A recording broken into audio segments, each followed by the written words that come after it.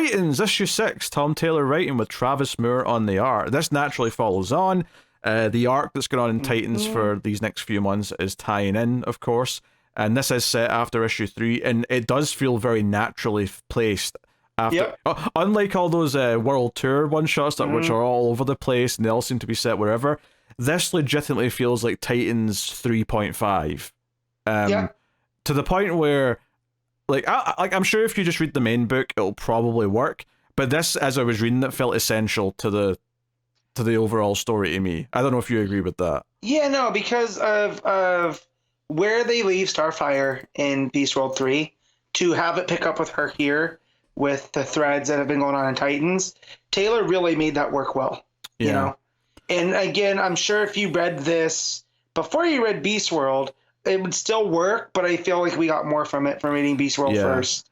And then this. Unless they tell me otherwise, I think the go-to rule when an event's on and there's tie-ins is to always read the main issue of the event that week first before you read the other stuff. And I think that worked here. And when this book started, because I opened the first page and it was like, it's a flashback to Tamaran. I thought, that's how he's going to do this. This arc's going to be all flashback stuff. And I thought it was just all going to be set in the past. But after a few pages, of course, it jumped to present day, and I was like, oh, okay, so we are going to do more stuff. And it did feel like it continued straight on.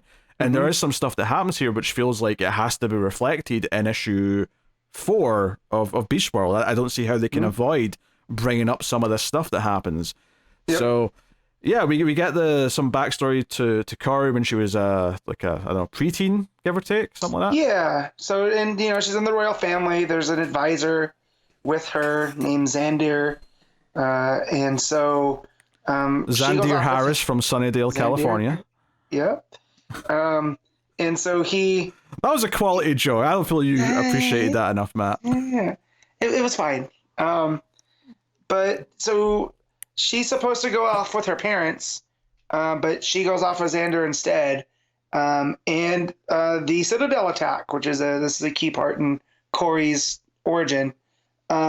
And the tower that her parents went to gets destroyed, leaving, her, I think they refer to her brother too, right? No, her sister, Commander. I don't even know if her brother's canon anymore. That was a thing in Supergirl a while back, but her and Commander are off, and then it gets into her origin of being, given to the Citadel and experimented on, her getting her star bolts, and then actually the one thing I liked here is Corey pointing out that her and Dick kind of share a bit of trauma because they both witnessed the murder of their parents. Although, as she points out, Dick went to stay with a billionaire and trained to be a fighter, where she had to deal with an entire planet being enslaved and having to rise up and fight back. So I like the part too where she says that she saved herself, right? And then you turn the page and you get to this gorgeous flash page of Travis Moore drawing her uprising with shooting the star bolts, and her hair is big and flowy, which I always love when they draw Starfire, which is just this big bushel of hair. It looks really good. Just a big fan of that. Yeah, no, it's a great page. And this is where I realized they're rushing through this part, and I thought, I guess we're going back to present day, because I thought, because if we were going to just tell this story as an arc, you wouldn't be rushing through this part. You'd be telling the story of the uprising. But of course, after that, we go back to present day, and it's her chasing after Black Adam, who ran away from her, in Titans in Beast World, issue 3. So it flows on nicely from that. Like, it's really well orchestrated, where reading this after Beast World 3 feels so good. It felt so natural to jump into this. And Dick's still with Babs at Titan's Tower, and they're talking about the fact that there's a force field. The doctor lady's neighbor's still there, talking about Batman, talking about you have to get the parasite out of him. That's the only way to make this work. And this is where, if you hadn't read Beast World issue 3, I think a lot of stuff here would have felt kind of abrupt, because in fact, I even by accident referenced this when we were talking about Beast World there. I said we see that the kids are watching Teen Titans Go, but that wasn't in that issue. It's in this issue. It's in this one. That's right. Cool, because I went through and started looking. Yeah. And I was like, I don't see the Teen Titan stuff, but we moved on so quick. To be fair, I think we did a good job of not crossing the streams, aside from that one little slip. and kept these two separate, but that did, that just shows you how much this naturally follows on and feels like the next chapter. So the big thing that happens here is that what's his face, Tempest, Garth, he shows up, and because he's got credentials to get into the building, he can bring down the force field. So that they all start panicking. That's they worry about the kids because the kids are in the lounge, and it's like, okay, we have to do something about him. We have to deal with that.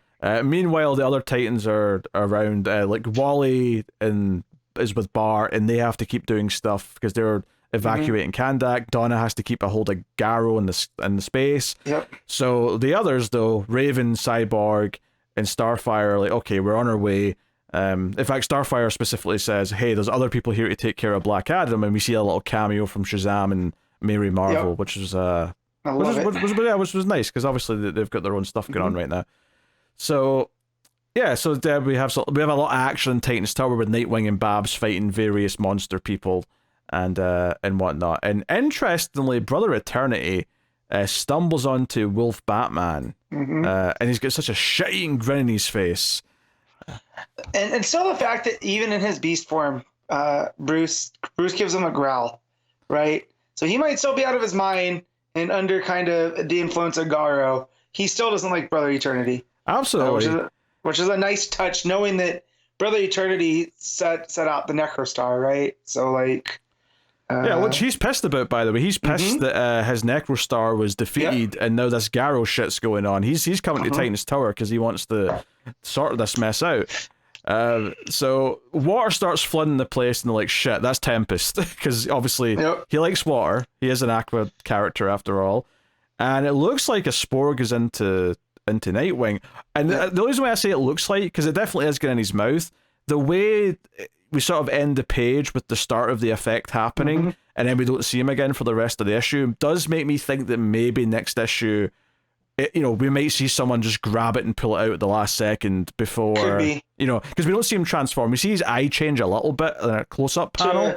But, it looks like a cat's eye, right? But we don't see a full transformation, and I wonder if we're going to quickly reverse that next issue. But I think what's so neat about this is not only does it feel like the natural next chapter to Beast World, and it feels kind of essential, honestly, given what happens in it.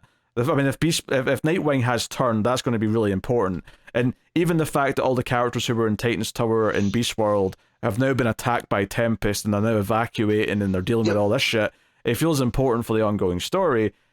But I think what I really think's genius about how this has been constructed is that Starfire then shows up and runs into Brother Eternity. The fact that we're dealing with all this Brother Eternity stuff in the Titans issue makes a lot of sense, because if you're reading Titans, this feels like you're paying off all the stuff that we've been doing in the ongoing book, as well as feeling like a part of the event. So I think it's really neat how it feels. It doesn't feel like it's compromising its own ongoing story to be a part of the event, and I think that feels really cool. Yeah, the Green Lantern books used to do this when they were doing the big stories, right? So like the Sinestro Corps War would be going on, but like the stuff that was happening in Green Lantern Corps was still very relevant to what was happening before the event started. It was still, the personal dynamics and the characters that they were going after before, now that they've their yellow rings and whatnot. So yeah, give Tom Taylor credit there for this is how he's choosing to handle it. Yeah, and also Travis Moore's art feels very complimentary to the Meyer art in the main book. It feels like they're not the exact same, of course, but they're very similar styles overall, I'd say. Yep. I would probably say I like Meyer's art a little bit more, but you could go at. I could see why you would say otherwise. Yeah, the Travis Moore has a more, there's a more, I don't want to say finished quality, but I don't know. There's something like with the shading, like you said, it's kind of has that roundness that the Ivan Reis art has, So, but it just, Travis Moore drawing Starfire, I'm never gonna be mad at. So this was a big one for me. Yeah. Starfire demands to know who Brother Eternity is and why he knew about the Necrostar and all that stuff. And he basically melts off all of his fake makeup and skin and reveals his true colors. And the big cliffhanger is that not only is this a Tamaranian, this is Zandir. This is the guy that was looking after her on the planet in the flashback. So And yeah. And it's curious too because when she goes into in the flashback when she's been given off to the Citadel and having to learn to fight, right? She's praying to her goddess Exhal, and we had seen in the first issue of the Beast World that the whole reason Brother Eternity is doing this was like the Necrostar was like one of the Tamaranian old gods, and he was trying to destroy that the idea of Exhal. So when at the end here, his last sentence is, "You're gonna give me my blanking god back, princess," and makes it feel like, again, the stuff that happened in Beast World, but also Titans, everything is mattering, right? Yeah. So it's one story that's weaving in and out, and it's handling real well. This event is part of this, in the same way that Sinestro Corps War and Blackest Night were part of John's Green Lantern run. This is part of Taylor's Titans run. Like, there's no question. This is, if there's ever going to be an omnibus, this event has to be in the book with these issues. It's super relevant to all of it. So, so Evil Tamarini, he's got the Starbolts and stuff too, which, the whole reason Corey has the Starbolts was the experimentation. So what has he done, right? So there's more to him going on, which I like. Anytime we can get more Tamaranians that aren't Blackfire, I'm here for. Yeah. So, but maybe she'll show up too. Maybe maybe there's stuff going on with her because they did name drop her at the beginning. So yeah, this was so good. It almost makes me wish that this came out next week, just so that it was like another main chapter of the event on another week, rather than getting what felt like 2 chapters in 1 week. Yep. But what's weird is that I almost think that this was a little bit better than the main chapter, but they both feel equally main chapters of the event. Like, this feels essential to me. So yeah, it's like 3A, 3B. It really is. I would recommend anyone reading the event, if they haven't been reading Titans for whatever reason, that they should be picking up these issues that are in between. I mean, I imagine most people reading Beast World probably have been reading Titans because I feel if you're reading one Tom Taylor book, you're reading them all. Probably. At least that's what's been going on at my comic shop, right? So like, if you in your pull list, if you're pulling one book, they're making sure you get all of them, just because, which is nice.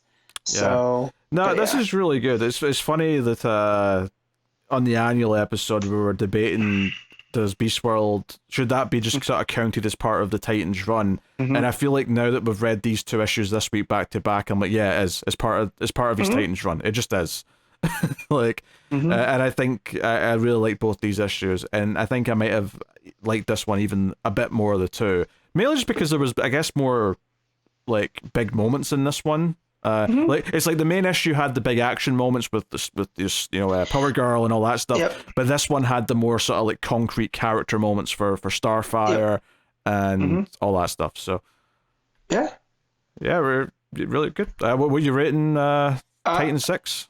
Now, this is definitely because I'm biased because of huge on Corey, but this is a 9. So yes. I'm just debating, do I stay with the 8.5? It's just a slightly better 8.5, or does it go up to the 9? Yeah. I feel like both of them together felt like a 9. I think separately I'm going to give them both 8.5, if that makes any sense. But no, it does. It's because they both feed off of each other. Yeah, they're stronger together than just apart. Yeah, reading these 2 together was a fantastic chapter of the event. I think either one of them on their own might have felt a bit lacking in one way. I think both of them together back to back, though, which is how I read them pretty much. Yeah. Perfect week of the event. All those World Tour one-shots feel like absolute misery in comparison. So I appreciate it. So yeah, 8.5 for me. Very good.